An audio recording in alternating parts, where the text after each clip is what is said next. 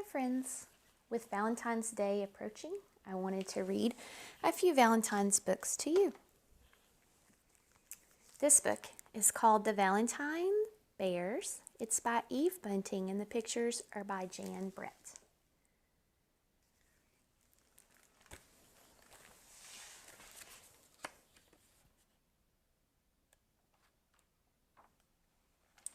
It was October 14th, and the bear's den was snug and secure for winter.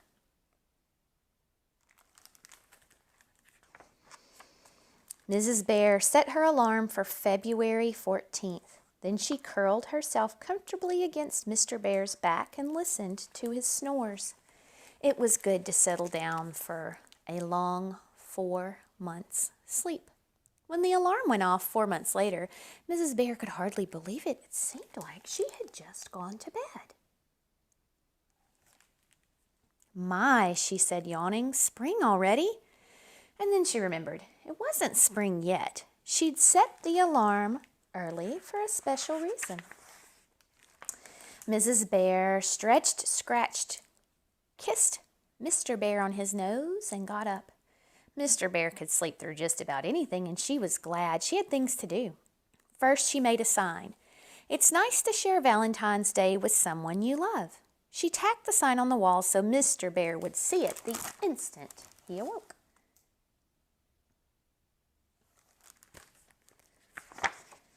Leaves had blown into the den while they slept. Mrs. Bear brushed them into a pile and swept them outside. "Brr," she said, standing in front of the den. "You'd think they'd put a special day in summer. Mr. Bear and I have shared a Valentine's Day in all of our years together."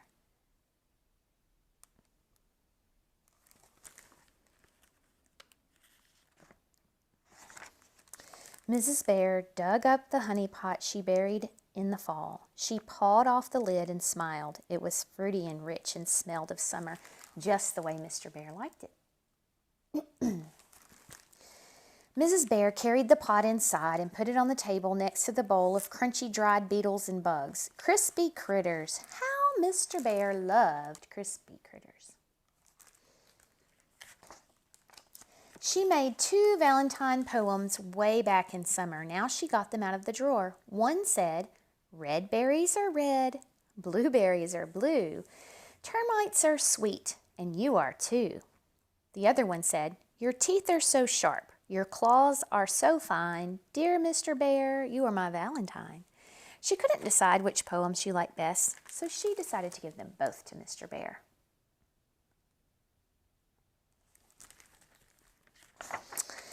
Mrs. Bear huddled herself deep in her coat and went outside again. "Only crazy creatures would be out this early in the year," she muttered. The sun shone through a haze, pale as milk. Crows cawed in the white air. The arms of the trees scratched at the sky. Mrs. Bear clawed away the ice on top of the pond. She splashed water on her ears and muzzle. She sleeked her head fur and took a long, cold drink. It was time to waken Mr. Bear.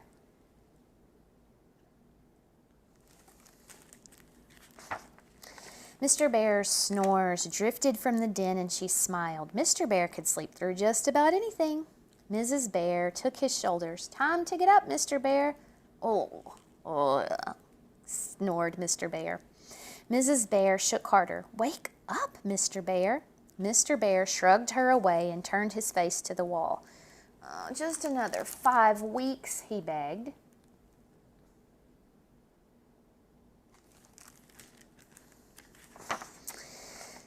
Mrs. Bear poked his back. "Happy Valentine's Day." Mr. Bear curled himself into a fur ball. He said. "Oh, no, you don't." Mrs. Bear pulled Mr. Bear's ears till he uncurled himself. She tickled his paws. She pried open his eyes and watched them drop close again. Said Mr. Bear.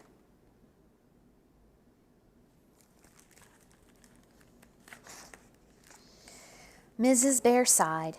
She took their empty berry can, snuggled deep in her coat, and went back outside. A wolverine slept safe in a hollow log. A deer drank from the pond. It stopped drinking and looked up at Mrs. Bear with surprise as she filled the berry can. Mrs. Bear decided the deer had never seen a bear up quite this early.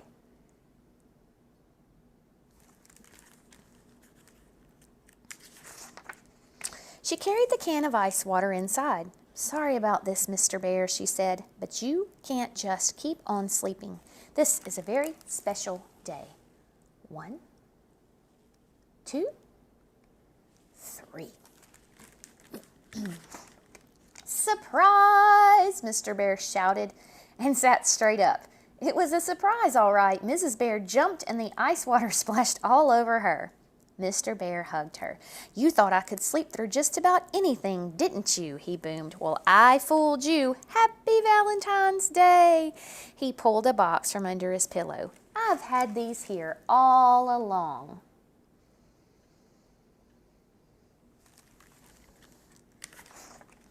"Oh, Mr. Bear, chocolate-covered ants, my very favorite." Mr. Bear licked his lips. "Mine too." He admired the sign on the wall. Then Mrs. Bear ran for the poems, and Mr. Bear read them aloud. "Dear Mr. Bear, you are my Valentine." "That's lovely."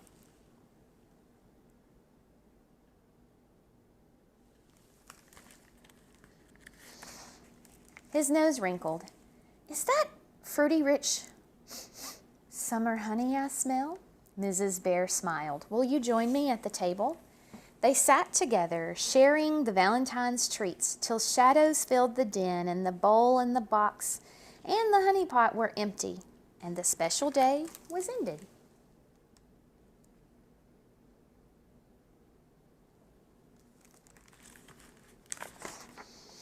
And then they went to sleep again until spring.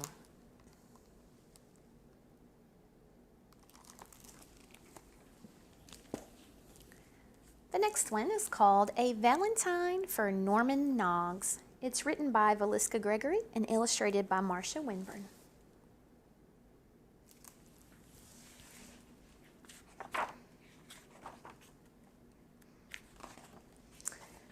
Norman Noggs was in love. He sat in the 3rd row, 2nd seat, just behind the new girl in class. If I'm lucky, Norman thought, Wilhelmina might turn around and ask me for a pencil. He drew a heart in the margin of his math paper and smoothed his tiny hamster whiskers. Norman loved the way Wilhelmina's eyelashes fluttered like butterflies. He loved the lace on her dress and the buttons on her shiny black shoes. But Norman Noggs was not the only one who wanted Wilhelmina to notice him.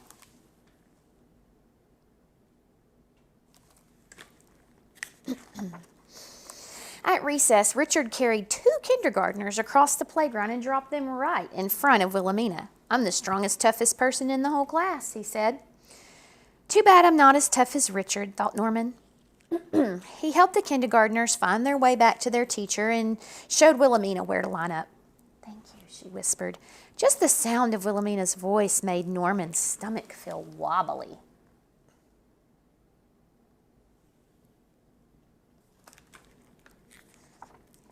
During lunch, Arthur ate 5 pieces of pizza, 2 helpings of macaroni, and 6 oatmeal cookies.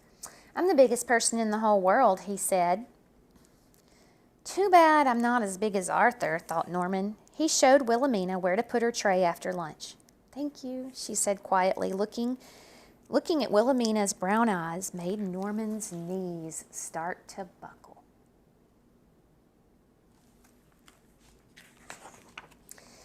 That night, Norman did 25 push-ups and ate 2 helpings of mashed potatoes. Then he ran around the house until his legs felt like noodles. He looked in the mirror. His hamster feet looked small in their little red tennis shoes. His ears no longer than apple blossom petals. "This might take a little time," he said.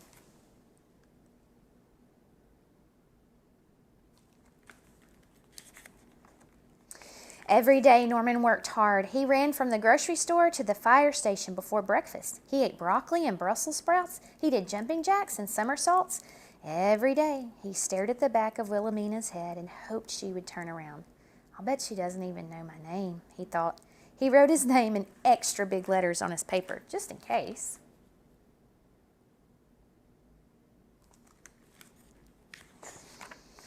Richard carried Wilhelmina's books to the music room, and Arthur scored the most points in gym class.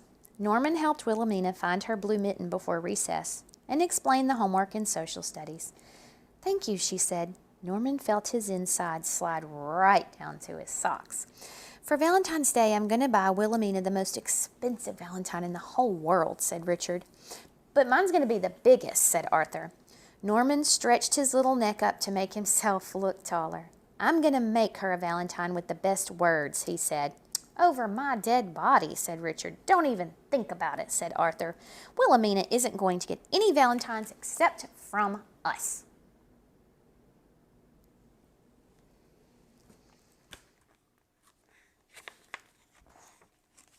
Norman thought about what Richard and Arthur might do to him if he gave Wilhelmina a valentine.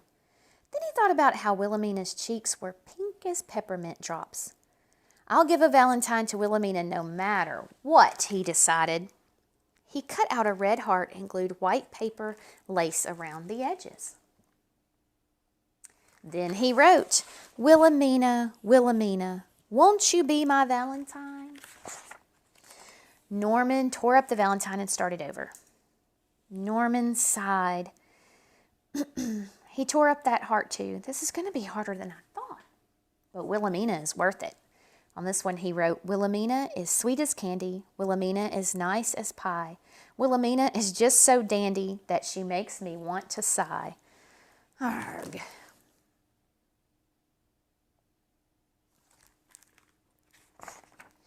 On Valentine's Day, Norman carried his valentine to school. He thought he saw Wilhelmina peeking out the window as he walked past her house, but he wasn't sure. At the corner of the street, blocking his path, stood Richard and Arthur. They look big, thought Norman. Richard growled like a grizzly bear, and Arthur waved his arms like a gorilla. They are big, Norman decided. There he is!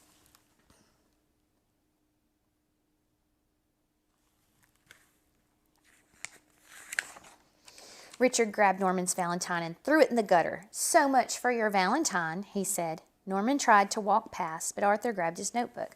"Look," said Arthur, "he's got another valentine hidden in his notebook." "I made it just in case something happened to the first one," said Norman. "Something's going to happen to the second one, too," said Arthur. He tore up the second valentine and stomped the pieces in the snow. All of a sudden, they heard a very loud noise. "Yeah!" said something in a blue coat. Richard was so surprised he slipped on a patch of ice and went sailing into a mound of snow. "Yeah!" the blue coat said. Arthur tripped over Richard's sprawling feet.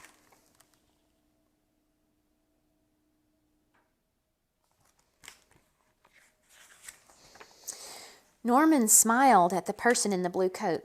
"Would you like to walk to school with me?" he asked. "I'd love to, Norman," said Wilhelmina. "I'm still the toughest," shouted Richard from the pile of snow. "But you're not the smartest," said Wilhelmina. "And I'm still the biggest," yelled Arthur. "The bigger they are," said Wilhelmina, "the harder they fall." "Yeah!" screamed Richard and Arthur. "Run for it," Wilhelmina shouted. Norman grabbed Wilhelmina's hand and ran as fast as he could, pulling her along behind him. They were at their desk before Richard and Arthur even reached the playground.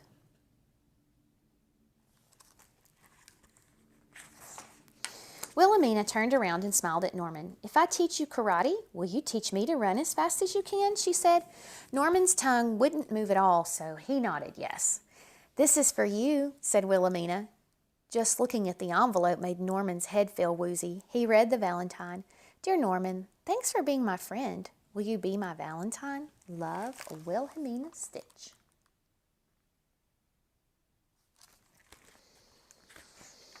Norman read the valentine twice before he could believe what it said. Then he unpinned the third valentine he had made for Wilhelmina in his shirt sleeve. The valentine said, "Wilhelmina, be my valentine. Here are some words that remind me of you. Flowers, angel, dainty stars. Love your friend, Norman Noggs." Before handing it to her, Norman added the words strong and smart. He watched as Wilhelmina read the valentine, and when she smiled at him, Norman Noggs blushed like the pink candy heart.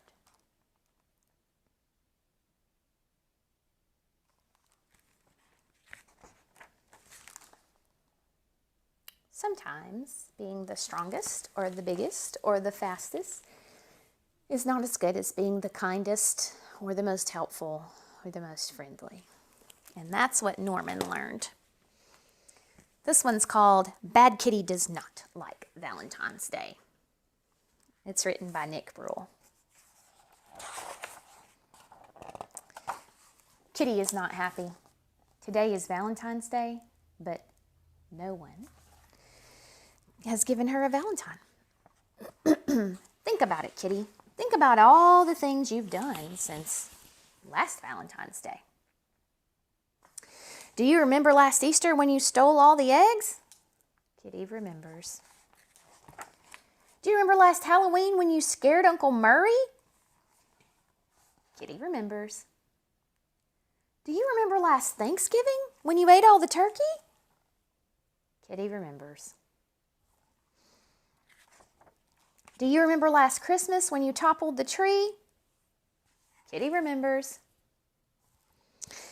Kitty remembers everything, but now Kitty is worried. Kitty is worried that no one loves her. If you want to get a Valentine, Kitty, maybe you should give a Valentine.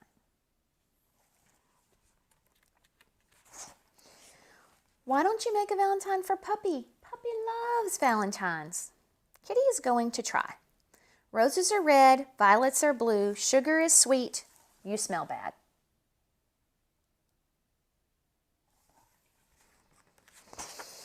That's not very nice, Kitty. Try again. Roses are red, violets are blue, sugar is sweet, you drool everywhere. Please stop. It's disgusting.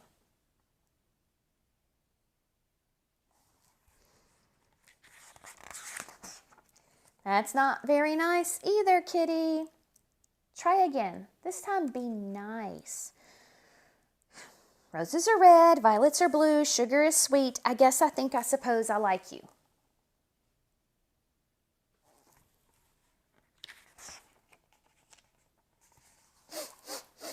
Gulp. Look how happy you made Puppy. Now he has a Valentine for you.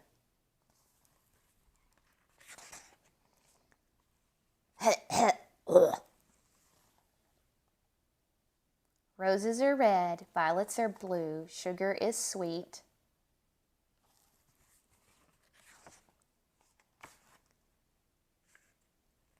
Purr.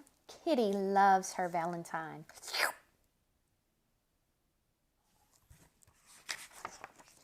But Kitty does not like Valentine's Day.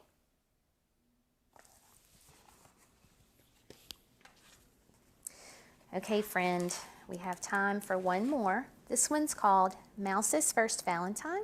It's by Lauren Thompson, and it's illustrated by Bucket Argdagon. It's a unique name. Early one morning, Big Sister Minka sneaked into the house. And so did Little Mouse. First, Minka crept high and low and all around till she found something smooth and rosy. What could it be? Wondered Mouse. Red paper, said Minka. Just what I need.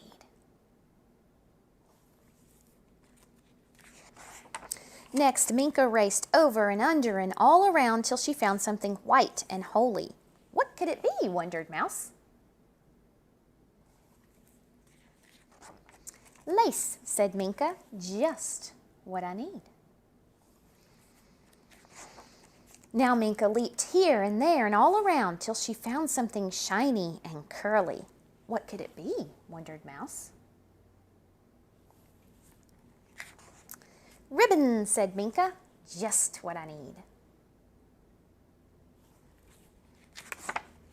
Then Minka peeked inside and outside and all around till she found something sticky and goopy. What could it be? Wondered Mouse. Paste, said Minka. Just what I need. Then Mouse watched Minka fold the paper here And brush the paste there.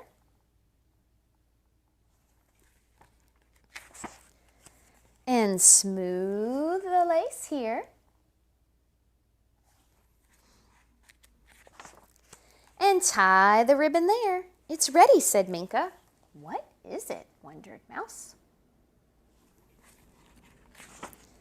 Little Mouse, called Minka, this Valentine is just for you on Valentine's Day. Because I love you. Valentine's Day will soon be here. And just like Minka, and even Bad Kitty, and Norman, and Mrs. Bear, we can do nice things for those that we love, whether it's our parents or our friends or someone in our home. We can do something special. Think Mrs. Bear made a sign for the wall. She got special treats that they liked, and they just spent time together. Norman took time to write special words on a paper for his friend, and Bad Kitty tried to be special words on her Valentine, and Minka spent time putting beautiful things that she found around her house. She didn't have to go buy things. She looked around her house and found beautiful scraps of things to make something special. So I hope this Valentine's Day that if you think really hard or not so hard, you can come up with someone that you would like to make a Valentine for, and that you can get really creative with how you celebrate Valentine's Day with them. I want you to know that you are loved and you are special, and I hope your Valentine's Day is great. Goodbye, friends.